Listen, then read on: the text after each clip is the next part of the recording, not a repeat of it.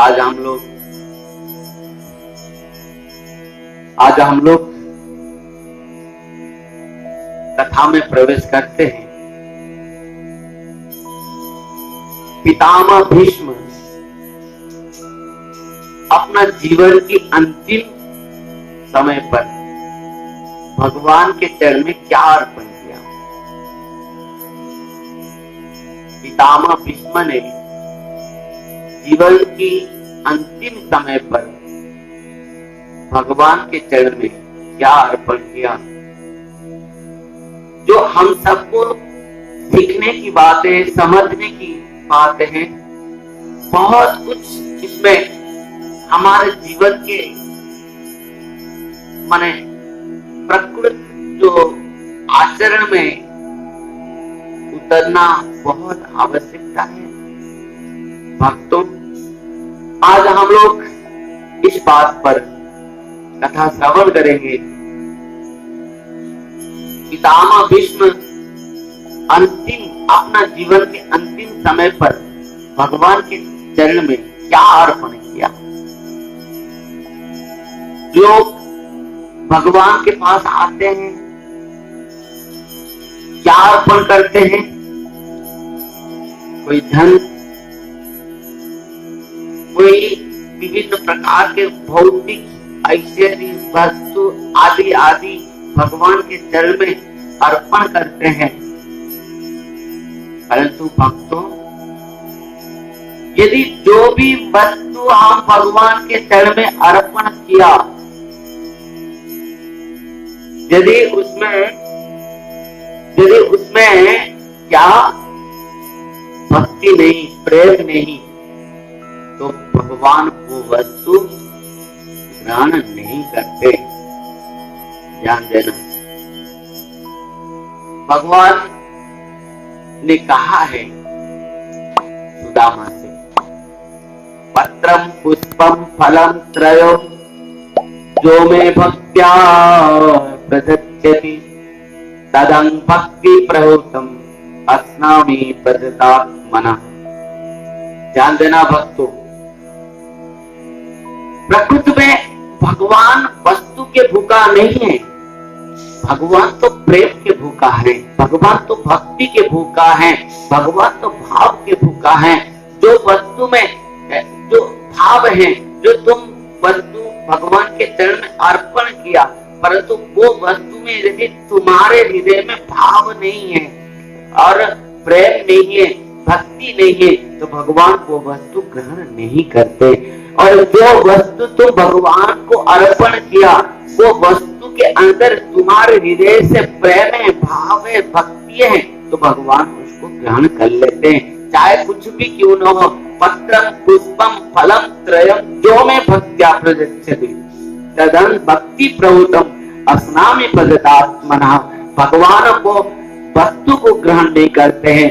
वो वस्तु के अंदर में तुम जो अपना भाव को, अपना भक्ति को, अपना प्रेम को जो भगवान को प्रदान किया, वो भक्ति भाव और प्रेम को भगवान में ग्रहण करते हैं। ध्यान देना भक्तों, हम तो जीवन भर कुछ ना कुछ भगवान के चरण में अर्पण करते हैं, समर्पण करते हैं, प्रदान करते हैं, ऑफर करते हैं, परंतु क्या वस्तु हम उनको देंगे जो सबको देने वाला है।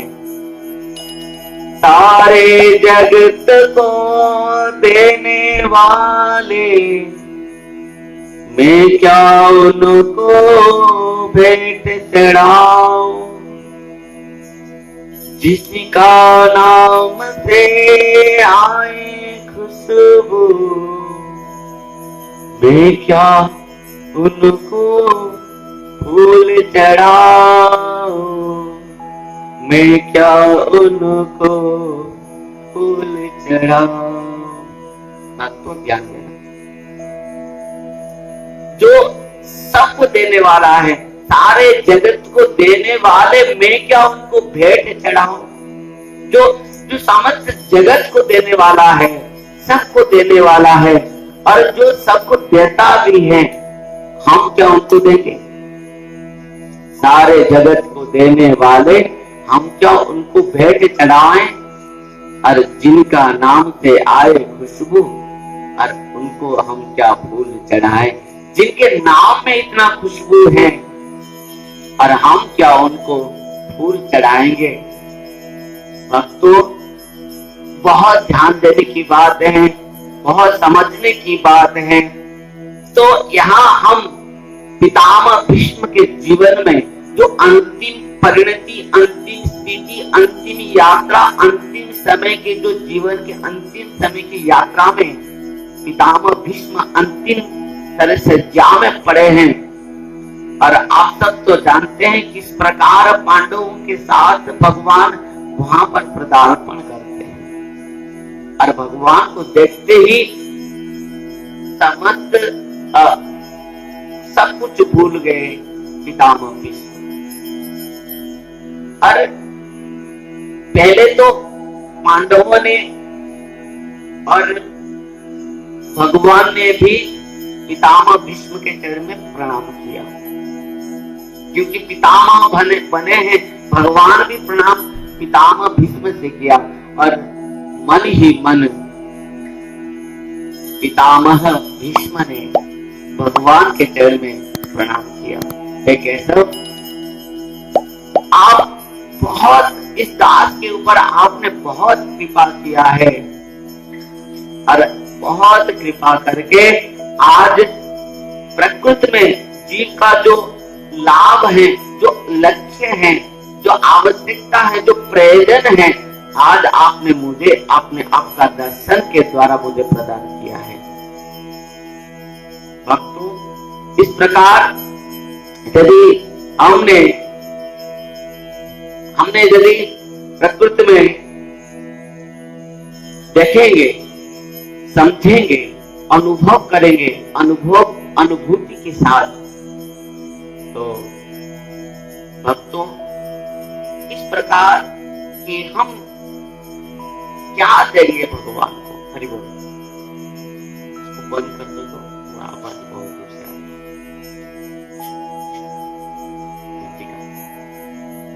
घंटी का आवाज बहुत दूर से आ रही है। तो अंतिम स्थिति में, अंतिम परिणति में, अंतिम यात्रा में जो है कौन? पितामह भीष्म।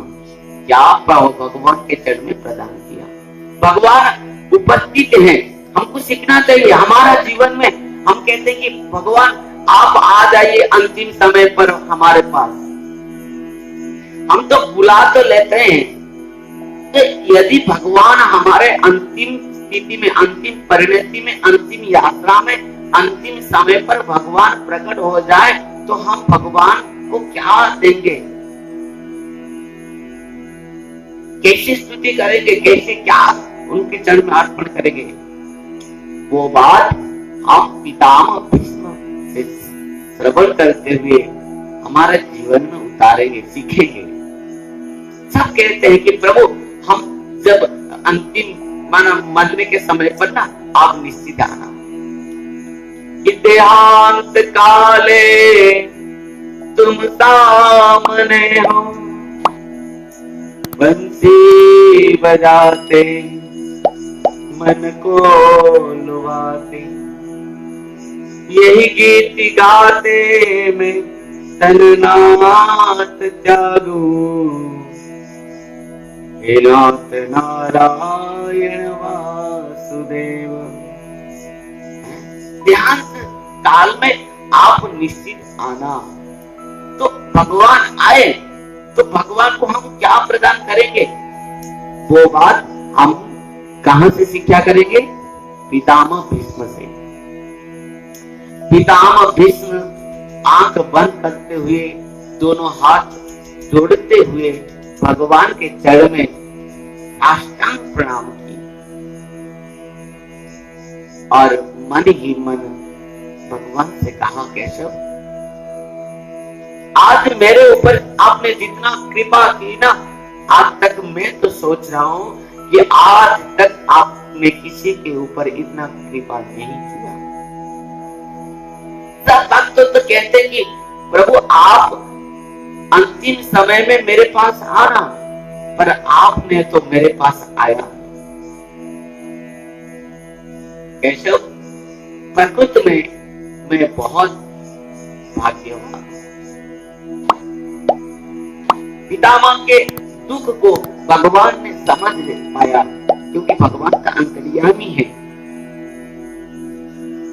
भक्तों, तो आज हाथ जोड़ते हुए अत्यंत प्रेम में, अत्यंत भावा विवोहित होते हुए आज पितामह भीष्म स्तुति की भगवान के चरण में। वो क्या, और केवल स्तुति नहीं, स्तुति के माध्यम से भगवान के चरण में अंतिम समय पर समर्पण किया। क्या अर्पण किया?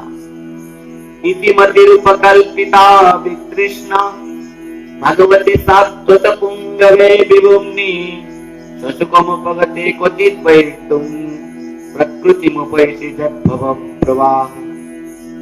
ध्यान देना, पितामह भीष्म क्या भगवान के चरण में क्या अर्पण की, क्या अर्पण किया? इति मति रूप कल्पिता विकृष्णा भगवती सात्वत पुंगवे विभुम्नि ससुकमुपगते क्वचित् वैतुं प्रकृतिमुपैषि जद्भव प्रवाह। हे केशव, हे श्याम सुंदर, इति मति रूप कल्पिता वितृष्णा, ये जो मैं अंतिम सज्जा में पड़ा हूँ, मेरे जीवन के जो अंतिम यात्रा है, और आप मेरे सामने खड़े हैं, आप मेरे पास आए हैं, और मुझे आपको अंतिम समय, जीवन के अंतिम यात्रा पर आपको देने के लिए मेरे पास क्या है? कुछ नहीं है, बस एक चीज है, एक कुंवारी कन्या है मेरे पास, मैं आपके चरण में प्रदान करना चाहता हूँ। तो वहां पर जितने भी साधु संत वैष्णव ऋषि सब खड़े थे, आश्चर्य हो गए। क्यों? क्योंकि पितामह भीष्म थे क्या? बाल ब्रह्मचारी। तो उनके पास कन्या कहां से आएगी? और यहाँ पर पितामह भीष्म ने कहा कि प्रभु इति मति रूप कल्पिता, ये कुंवारी कन्या और कोई नहीं है, मेरे मति है, मन है। मति रूप कन्या को मैं आपके चरण में प्रदान करता हूँ, और वो भी कैसे, किस प्रकार है? वितृष्णा। किसी प्रकार भी आप सोच रहे होंगे, मैं अपना मन को, मैं मेरे चित्त को, मन को क्यों आपके चरण में प्रदान करता हूँ? निश्चित भाव से मेरे मन में बहुत सारे आशा, आकांक्षा, इच्छाएं होंगे, परंतु प्रभु नहीं, मेरा मन में किसी प्रकार की इच्छा नहीं है, आकांक्षा नहीं है, आवश्यकता नहीं है, मांग नहीं है, बस वितृष्णा, तृष्णा नहीं है। क्योंकि पितामह भीष्म ने जानता था, आशा ही परमं दुःखम नैराश्यं परमं सुखम यथा संचित्य कांतासं सुखं सुस्वापि पिंगा। आशा ही परमं दुःखम, आशा करना ही दुख का कारण है। जीवन का दुख क्या है? कहां पर है? आशा। किसी से चाहत, आशा, आकांक्षा, यही तो दुख का कारण है। और यहाँ पर पितामह भीष्म ने कहा, प्रभु मेरे मन में किसी प्रकार भी, मेरे चित्त में किसी प्रकार भी इच्छा, आकांक्षा, आशा नहीं है, तृष्णा नहीं है, प्यास नहीं है, मैं प्यासा नहीं हूँ, मेरा मन इतना प्यासा नहीं है। किसी भी भौतिक जगत के, भौतिक वस्तु के प्रति छोड़ दीजिए, मुख्य तक भी किसी प्रकार की आशा, आकांक्षा, इच्छाएं, तृष्णा भी नहीं है। ध्यान देना, तृष्णा किसी प्रकार भी, जो तो भगवान कहते हैं, सालोक्य शास्त्री सामीप्य सारूप्य एकत्वम अप्युत तीयमान न गृह्णन्ति बिना मत से वनन्त्यना। जो प्रकृति में भक्त होता है, उसका मन में किसी प्रकार की आशा, आकांक्षा, इच्छा नहीं होता। भगवान से प्राप्ति के लिए भगवान कहते हैं, मैं यदि उनको सब कुछ भी दे देता हूँ, सालुक्य साष्टी सामीप्य सारूप्य तक भी दे देता हूँ, फिर भी वो नहीं लेता। दीयमान न गृह्णन्ति, देने से भी नहीं लेता है। बिना मत सेवन जना, मेरे सेवा के अतिरिक्त मेरा भक्त और कुछ नहीं चाहता। पितामह भीष्म ने कहा मुझे कुछ आवश्यकता नहीं है, मेरा मन में किसी प्रकार भी तृष्णा नहीं है, प्यास नहीं है, आकांक्षा नहीं है, इच्छा नहीं है मांगने की, पाने की। प्रभु इति मति रूप कल्पिता वितृष्णा, मेरा जीवन की इति अंतिम समय, अंतिम यात्रा, अंतिम समय पर, अंतिम यात्रा पर, अंतिम सज्जा में मैं पड़ा हूँ और यहाँ मुझे देने के लिए केवल एकमात्र मेरा कुंवारी कन्या है। समझ लिया सब कोई? यहाँ कुंवारी कन्या क्यों, मन को कुंवारी कन्या के साथ क्यों तुलना किया? पितामह भीष्म ने यहाँ पर अपना मन को, चित्त को कुंवारी कन्या के साथ क्यों, यहाँ पर हमारे श्रीधर स्वामी दीपाद से लेके विश्वनाथ चक्रवर्ती पाद से जो टीकाकारों ने यहाँ समाधान किया है भी कि कुंवारी कन्या, मन और चित्त को क्यों कुंवारी कन्या के साथ तुलना की गई है। ध्यान देना, एक कुंवारी कन्या थी माँ बाप के पास, वो बहुत चंचल, वो चंचला होती है, बहुत चंचल होती है कुंवारी कन्या। इतना चंचल कि कभी घर में एक स्थान में नहीं रहती थी। वो कन्या इधर उधर घूमती थी, बात करती थी तो इतना बोलती थी कि माँ बाप भी क्या हो जाते थे, थक जाते थे, अस्थिर हो जाते थे, दुखी हो जाते थे। ये क्या करेगी, इतना चंचल ये है कन्या। तो कुछ दिन के बाद वो माँ बाप वो अपने कुंवारी कन्या के लिए एक सुंदर वर पात्र ढूंढे और उनके साथ शादी करा दी। बहुत सुंदर, यहाँ पर टीकाकारों ने इस बात को लेके, कुंवारी कन्या और मन को लेके इस बात को उदाहरण दिया कि जब माँ बाप ने कुंवारी कन्या को एक सुंदर वर पात्र के साथ विवाह करा दिया तो क्या हुआ, एक दिन माँ बाप वो अपने कन्या के घर गए हैं और वहां पर अपना दामाद वो कह रहा है कि आपने मुझे लड़की दिए विवाह करने के लिए या लकड़ी दिए। माँ बाप ने कहा क्या हुआ ना, जब से ये आपकी लड़की यहाँ आई है तो किसी के साथ बात नहीं, बोल नहीं, कुछ भी हिल नहीं है, बस जहाँ बैठती है एक स्थान में बैठती है, जहाँ करता है वही करती है। बस माँ बाप अपना माथे के ऊपर हाथ देकर बैठ गए। जो इतना चंचल होती थी, घर में एक स्थान पर नहीं बैठती थी, बोलते रहती थी, आज वो विवाह के बाद अपने पति को प्राप्त करने के बाद वो इस प्रकार स्थिर हो गए। यहाँ पर टीकाकारों ने कह रहे जिस प्रकार एक कुंवारी कन्या इतना चंचल होने के बाद भी, वो चंचला होने के बाद भी जिस प्रकार एक सुंदर सुयोग्य अपना पति को प्राप्त करते हुए वो स्थिर हो जाती है, उसी प्रकार मन चित्त जब अपना सुयोग्य वर अपना पति भगवान के चरण को प्राप्त कर लेता है मन, तब मन भी स्थिर, जीव का स्थिर हो जाता है। उसी प्रकार मन स्थिर हो जाता है। मन कब स्थिर होगा? बहुत लोगों का प्रश्न होता है कि महाराज हमारा मन स्थिर कैसे होगा, हमारा चित्त प्रसन्न कैसे रहेगा, हमारा मन निर्मल कैसे होगा? तो भक्तों, मन स्थिर होने का एक मात्र ही उपाय है, क्या? भगवान के चरण में समर्पण कर देना। यदि मन जिस प्रकार कुंवारी कन्या चंचला होती है और सुंदर एक सुयोग्य वर, एक सुयोग्य पति को प्राप्त करके वो स्थिर हो जाती है, उसी प्रकार मन इतना चंचल है, इतना चंचल है वो मन जब भगवान रूप सूर्य पति को प्राप्त कर लेता है, वो मन तब स्थिर हो जाता है भगवान के चरण को प्राप्त करते हुए। भक्तों, जब तक भगवान का चरण को मन प्राप्त नहीं किया है, तब तक मन स्थिर नहीं हो सकता। ध्यान देना।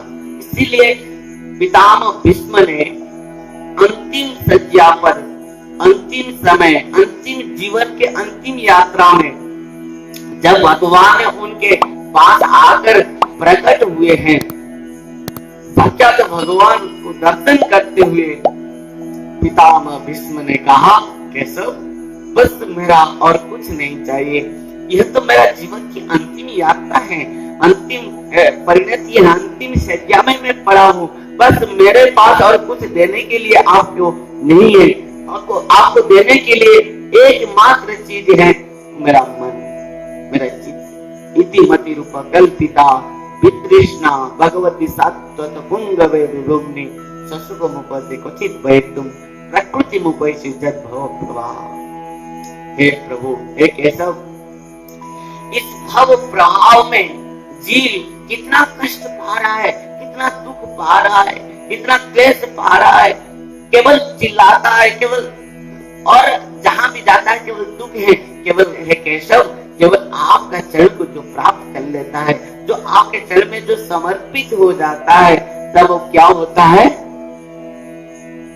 वो आनंद को प्राप्त करता है। इसलिए कहा जाता है, कृष्ण त्वदीय पद पंकज पंजरांते अद्वैव में विसतु मानस राजहंस प्राण प्रयाण समये तपवात पित्ते कंठावरोधरं विद्ये भजनं कुतस्ते। परंतु यहाँ तो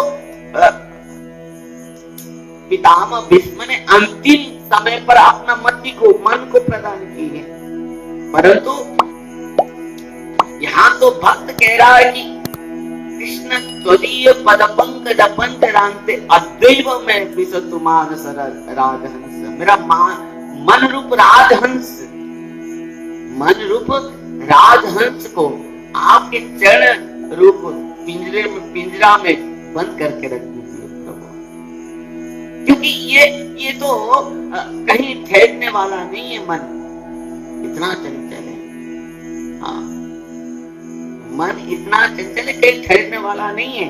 यहाँ वक्त कह रहा है कि प्रभु बस आपके जो चरण रूप पिंजरा है ना, पिंजरी में, वो पिंजरा में मेरा मन को आप रख दीजिए, बंदी बना के रख दीजिए।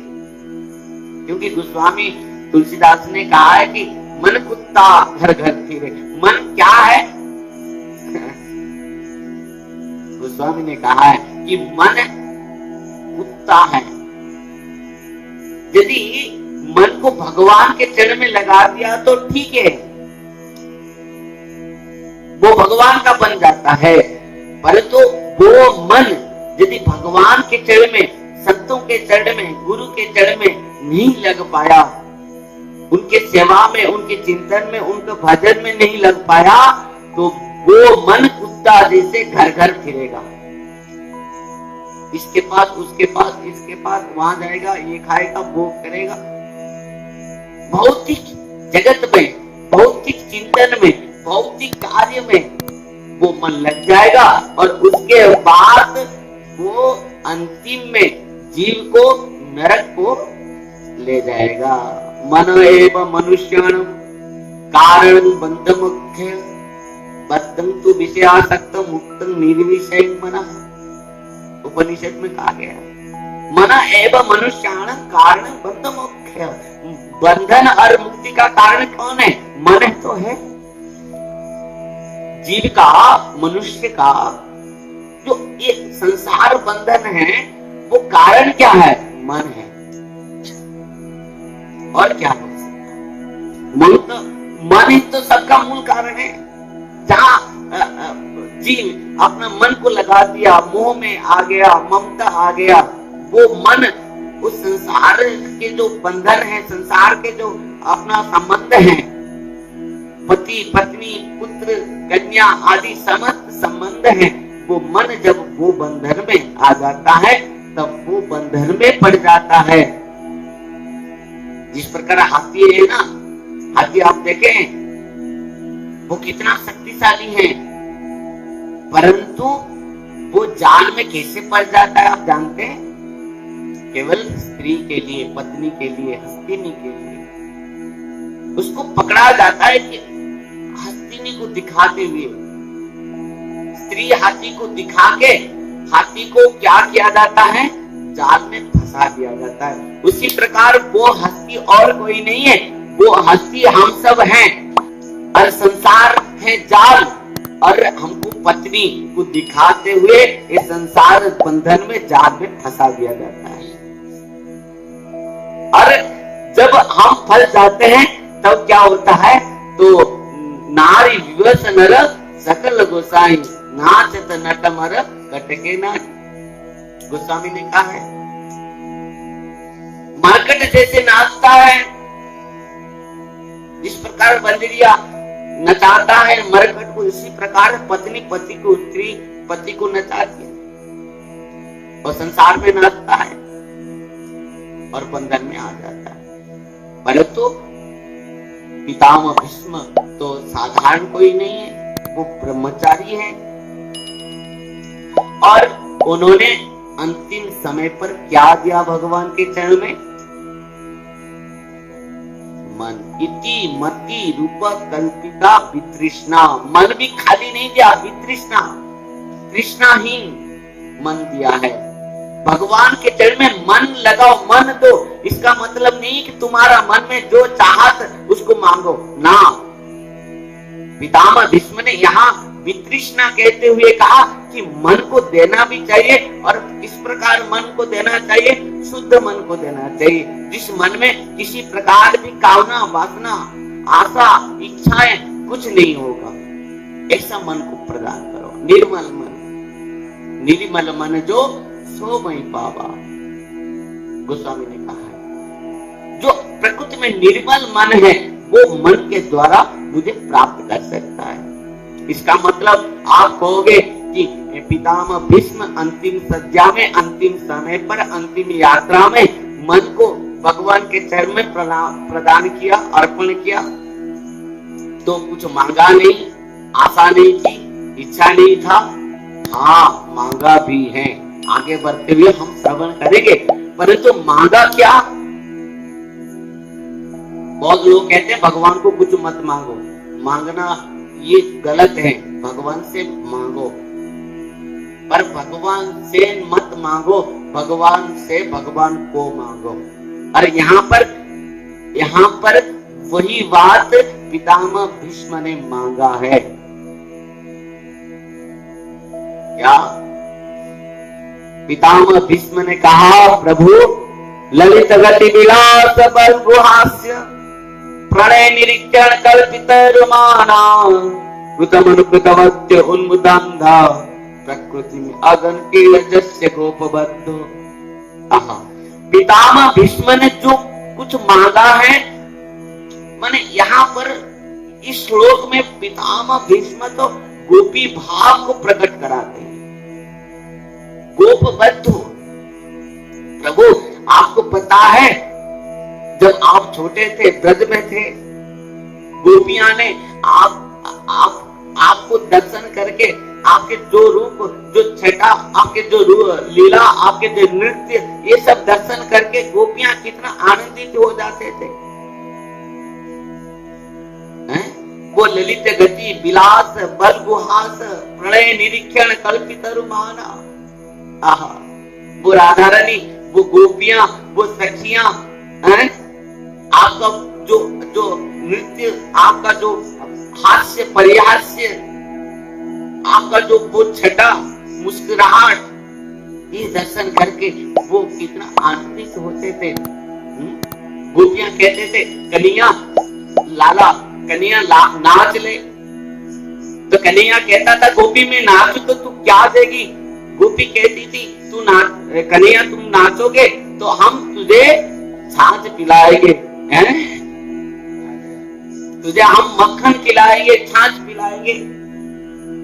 आज विश्वंभर, विश्वनाथ, जगन्नाथ, जगत के नाथ, विश्व के नाथ, विश्वम्बर, जगत के नाथ जगन्नाथ महाप्रभु आज क्या कर रहा है? गोपियां के इशारे में नाच रहा है। एक हाथ कमर में, एक हाथ माथे के ऊपर दे के ठुमका मार के कन्हैया नाच रहा है। कहता है कि गोपी मेरे नाच में नाचा तो तुझे पसंद आई, सांस पिला। शेष महेश गणेश दिनेश सुरेश ही जाए निरंतर ध्यावे, जाए अनादि अनंत अखंड अचेत अवेद सुवेद बतावे।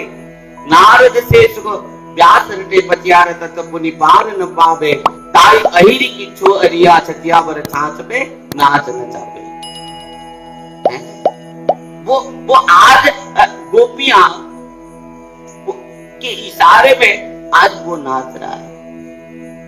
जो दुनिया को नचाने वाला है, सबको नचाने वाला है, जो माया त्रिगुण मायावी जिन के इशारे में है, वो आज गोपियां के इशारे में नाच रहे हैं। शेष महेश गणेश दिनेश सुरेश भी जा माने जावे, जिसको सब कोई ध्यान कर रहे हैं। चाहे अनादि अनंत अखंड अचेत अवेद सुवेद बतावे। वेद जिनके लीला को गाते, तत्व को, महिमा को गाते गाते थक जाते हैं, परंतु उनका कोई आदि अंत उनको नहीं मिलता। परंतु वो परम ब्रह्म परमात्मा परम पुरुष भगवान को गोपियां नचा ले, और गोपियां के इच्छा से भगवान नृत्य करते। वो परम ब्रह्म परमात्मा परम पुरुष भगवान को आज मैया यशोदा बांध रही है रस्सी में, और भगवान बंधन में आ जा रहे, और भगवान कह रहे मातु सुपत्ना जो भगवान की इस प्रकार मैंने माता का इस प्रकार साधन को देख के भगवान माता के बंधन में आ जाते। भक्तों, वही बात यहाँ पर पितामह भीष्म ने कहा कि प्रभु वही रूप, वही लीला, वही सब कुछ मुझे दर्शन कराइए, बस वो रस को आस्वादन करना मैं चाहता हूँ। जो रस को गोपियां ने आस्वादन किए थे, राधारानी और गोपियां ब्रजवासी आस्वादन किए थे। ललित विलास बल गुहास्य प्रणय निरीक्षण कल्पित रुमाना प्रकृति अगन कीड़ जस्य गोप बंधु। यहाँ पर कौन कहेगा कि पितामह भीष्म ने मांगा नहीं? मांगा, क्या मांगा? वो रूप मुझे दर्शन कराइए प्रभु। जो रूप गोपियां आपका वो रूप को दर्शन करने के लिए दिन भर जो रूप को दर्शन करने के लिए एक तक ही घर में बैठे आपको याद करते करते शाम तक आपको अपेक्षा करते थे। और शाम को जब आप अपने सखाओं के साथ, गैयों के साथ जब वन से जब आते थे, तब गोपियां दौड़कर बाहर आ जाते थे। वो छटा को, वो रूप को, वो बल को, हास्य को, सुंदर मुस्कुराहट को दर्शन करने के लिए, और दर्शन करते करते दोनों आंखों के द्वारा तुम्हारा वो पूर्ण रूप को दर्शन करते करते मानो ऐसे लगता था कि आपको अपने आंखों के कवाड़ के द्वारा लेते हुए अपने हृदय के सिंहासन में बैठाते हुए दोनों आंख के दरवाजा को बंद करके अपना हृदय में आपको रख लेते थे। यही तो है। जहां तक कहते हैं बड़ा पेड़ नटवर बप्पू कन्या कन्निकारम विव्रत वासम कनक कपिसम वैजयंती चमालम रंध्रन वेणु रधर सुदया पूरे गोप वृंद। और गोपियां भी वही बात है कहा है, दीना परिखे नील कुंतले पनरुहाननम विप्रदावृतम घन रजस्वलम दर्शयन मोह मनसी न स्मर। यहाँ गोपियां वो गोपी गीत में इस बात को गाई है। और देखो पितामह भीष्म पूर्ण भाव से वो भाव को लाए हैं जीवन में। अंतिम समय पर बताओ इस प्रकार भाव को कौन ले सकता है, अनुभव कर सकता है? स्मरण चिंतन मनन और अनुभूति के साथ आज वो भाव को आस्वादन करने के लिए पितामह भीष्म ने चाहा अंतिम समय ललित गति विलास बल गुहास प्रणय निरीक्षण कल्पितर माना कृतम अनुकृतवत्य उन्मुदांदा प्रकृति अगन पीड़ जस्य गोपवधू। जो गोपियां गोपवधू हैं, एक गोपी जाकर यमुना में आंख में पानी मारने लग गई और दूसरी गोपी कहने लगी, अरे सखी तू क्या कर रही है? सखी कहती कि देख सखी, वो नंद का छोरा नंद का लाला मेरे आंख में इस प्रकार बैठ गया है कि मैं कितना भी प्रयास करती हूँ निकलते ही। हम चाहते हैं कि एक बार नंद नंदन कृष्ण हमारे हृदय में आ जाए, एक बार हमको उनको एक छठा दर्शन कर ले, पर गोपी कहती कि मैं चाहती हूँ मेरे हृदय से मेरे आंख से निकल जाए, पर मैं कितना भी प्रयास करती हूँ वो निकलता ही नहीं। बात यहाँ पर है कि किस प्रकार भाव है, और वही बात पितामह भीष्म कहते हैं कि प्रभु बस वो रूप मुझे दर्शन करा दीजिए, वो सुंदर भाव को मेरे हृदय में आप संचारित कर दीजिए, मैं वो भाव को आस्वादन कर पाऊं, अनुभव कर पाऊं, उपलब्ध कर पाऊं। वो आस्वादन करते हुए वो जो गोपियां राधा रानी जो आनंद को आस्वादन करते थे, वो आनंद को मैं भी प्राप्त कर पाऊं। ललित गति विलास बल गुहास प्रणय निरीक्षण कल्पितर माना कृतम अनुकृतवत्य उन्मुदांता प्रकृति में अगन पीड़ दस्य गोपवधू। भक्तों, वो प्रणय निवेदन जिस प्रकार गोपियां के साथ, सखियों के साथ, जिस प्रकार राधा रानी के साथ जिस प्रकार प्रणय निवेदन करते थे, कभी कभी वो राधा रानी जब रूठ जाते थे, भगवान उनके चरण दबाने लग जाते थे, सेवा को कभी कभी भगवान उनके श्रृंगार करने लग जाते थे। तो वो जो लीला है, वो जो रस है, वो जो धारा है, रसिक शेखर, रसिक राज, रसिक शिरोमणि, वो सब कुछ मुझे भी आस्वादन कराइए प्रभु। यही तो है, हम तो जिस प्रकार भाव को यहाँ पर पितामह भीष्म ने कहा, यहाँ पर तो पहले जो श्लोक में क्या कहा, इति मति रूप कल्पिता वितृष्णा, मैं मति को, मन को मैं आपके चरण में प्रदान करता हूँ, और वो मन क्या है? वितृष्णा है, तृष्णा नहीं है, आशा नहीं है, आकांक्षा नहीं है। मतलब आशा, आकांक्षा, तृष्णा ये कहां पर लगा जाता है? जहां तक भौतिक जगत के सुख, भौतिक जगत के ऐश्वर्य, यहां तक तो केवल सीमित नहीं है। आशा, आकांक्षा और इच्छा है, यहां तक तो सीमित है। कहां तक? वैकुंठ धाम तक।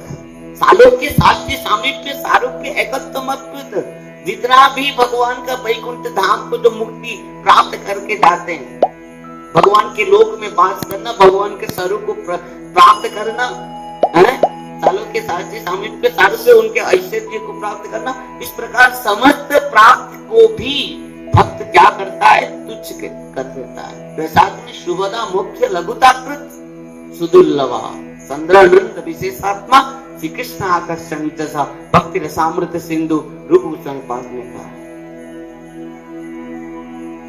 भगवान से मांगो, भगवान को मांगो।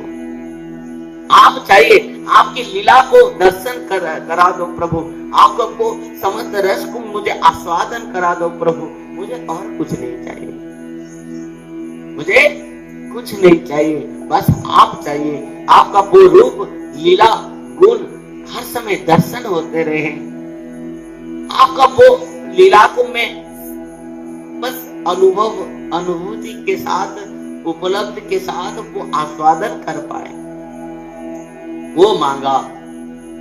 प्रदान क्या किया? मन को मांगा, क्या? आपका प्रेम लीला आस्वादन को। कौन मांगा?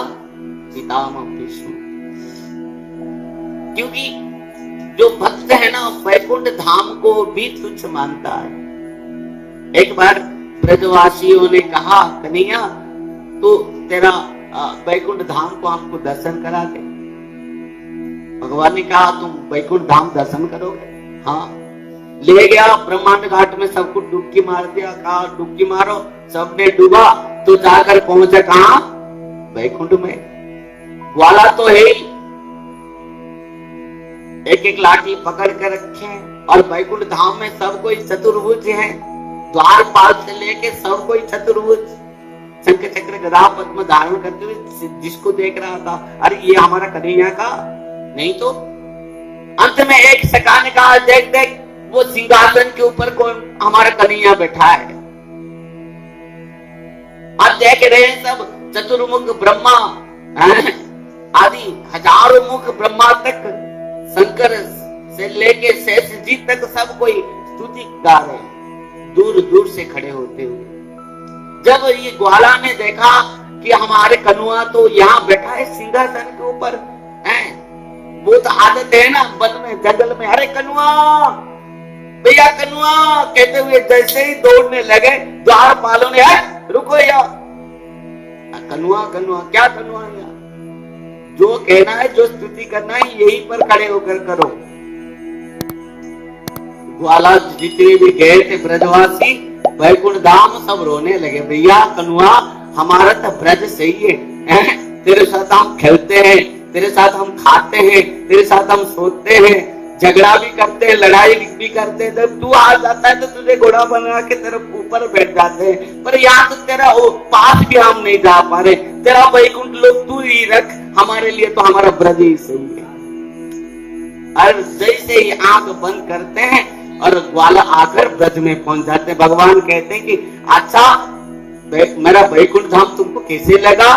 ब्रजवासियों ने कहा कन्हैया तेरा वैकुंठ धाम तू रख, हमको नहीं चाहिए, हमको कभी वैकुंठ धाम तू नहीं लेना, बस तेरे साथ रखना। जिस प्रकार तेरे साथ हम बैठते हैं, खाते हैं, पीते हैं, सोते हैं, खेलते हैं, कभी तुझे हम कांधे के ऊपर बैठाते, कभी तेरे ऊपर घोड़ा होके बैठ जाते, कबड्डी खेलते, बस यही प्रेम हमको चाहिए, हमको तेरा वैकुंठ धाम नहीं चाहिए। भक्त इस प्रकार है। आज वही बात कह रहा है कौन? पितामह भीष्म ने। पितामह भीष्म ने कहा मेरा मन में तो किसी प्रकार आपसे चाहत नहीं है, इति मति रूप कल्पिता वितृष्णा, पर एक तृष्णा है, एक आशा है, एक आकांक्षा है, एक प्यास है। भगवान ने कहा क्या प्यास है? न ललित गति विलास बल गुहात प्रणय निरीक्षण कल्पित रुमान कृतम अनुकृतवत्य उन्मुदांदा प्रकृति में अगन कीड़ा जस्य गोपबद्धो।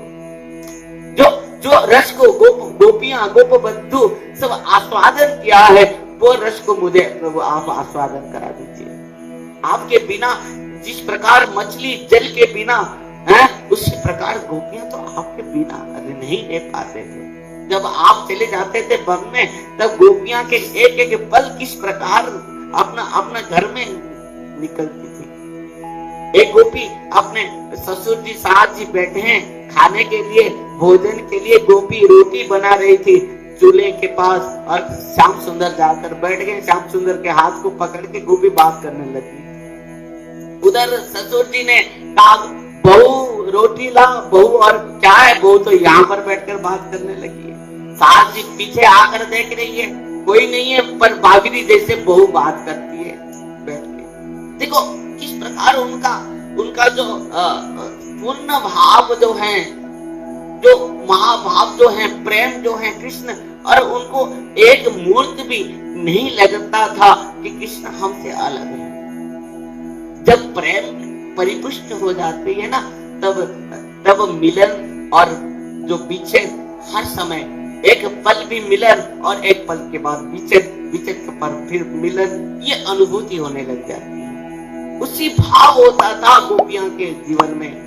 कभी कोई गोपी झाड़ू मारती थी तो श्याम सुंदर आकर झाड़ू पकड़ लेते थे, गोपी के साथ बैठ के खड़े होके बात करने लग जाते थे। और सास ननद आकर देखते थे, अरे बहू किसके साथ बात करती है खड़ी होके, हमारी बहू पागली हो गई। गोपियां की स्थिति इस प्रकार है कि हर पल, हर मुहूर्त, हर समय ही श्याम सुंदर को ही अनुभव करते थे, उपलब्ध करते थे। उनके साथ हर समय दर्शन के साथ बात करते थे, कभी सपने में, कभी जागृत में। भक्तों, ये बात तो बहुत गुड बात है, परंतु इस भाव को यहाँ पर पितामह भीष्म ने लाया है। इतिमति रूप कल्पिता विकृष्णा भगवती सात्वत पुंगवे विभुम्नि शशुक मुपगते क्वचित बहेतुम प्रकृति रूपे से जप हो। यही है जीवन का लक्ष्य, उद्देश्य, अंतिम। और वो उस रस को आस्वादन किया पितामह भीष्म ने। ब्रज रस को, गोपियां के जो गुड़ रहस्य को वो उपलब्ध करते हुए वो श्रृंगार रस, उज्जवल रस को ही आस्वादन किया। और भक्तों, हम अपना जीवन में निश्चित भाव से पितामह भीष्म जिस प्रकार अपना अंतिम यात्रा में, अंतिम परिणति में, अंतिम यौवन में जिस प्रकार अपना मन को, वितृष्णा रूप मन को प्रदान किया भगवान के चरण में, परंतु हम मरने के समय क्या हम भगवान के चरण में मन को प्रदान कर पाएंगे? असंभव है, संभव नहीं है। क्यों? क्योंकि प्राण प्रयाण समय कफवात पित्ते कंठावरोधनं विद्ये भजनं कुतस्ते। प्राण के प्रयाण के समय में कंठ अवरुद्ध हो जाएगी, तब हमारा स्मरण चिंतन भगवान को क्या हो पाएगा? बात पित्त और कफ में हमारा कंठ अवरुद्ध हो जाएगा, हमारा हाथ पैर सब बस काम करना बंद कर देंगे।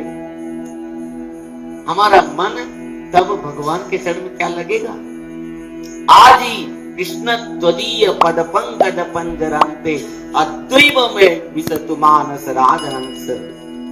आज ही हमारा मन को भगवान के चरण में अर्पण करते हुए बस वही रस रूप गुण लीला को आस्वादन करने के लिए हम पितामह भीष्म से यही बात सीखा कि निश्चित भाव से मन को भगवान के चरण में अर्पण करते हुए और वो रस को आस्वादन करने की जो इच्छा, आकांक्षा, जो प्यास, यही होना चाहिए जीवन में। आइए आज की कथा को यहीं पर विश्राम देते हैं।